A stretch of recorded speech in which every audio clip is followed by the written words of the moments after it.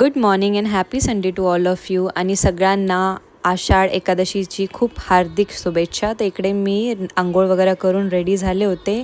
त्यानंतर लगेचच मी कपडे बदलून बाहेर निघाले कारण मला काही आयटम्स वगैरे घ्यायचे होते. बट माझे हस्बंडला त्यांचे फ्रेंडसोबत पण भेटायचं होतं तर थोडाफार टाईमपास केला. तर गाडीत बसून मी साबुदाणे खिचडी खाल्ली बिकॉज आज आहे उपवास तर नो ऑप्शन ना. मग इकडे बसून हे काही उपवासाचा स्नॅक्स होता ते पण खाल्ला. आणि इकडे बघा माझे हस्बंड त्यांचे फ्रेंडसोबत गप्पा शप्पे मारत होते. त्यांचं झाल्यानंतर आम्ही गेलो स्टार बाजारला बिकॉज काही ग्रोसरीज वगैरे संपले होते आणि काही ड्रायफ्रूट्स वगैरे घ्यायचे होते. तर आमचं सगळं ते घेऊन झालं होतं. आणि इकडे आमायरा बघा डेअरी मिल्क मागत होती. ती जे बघती ते मागती.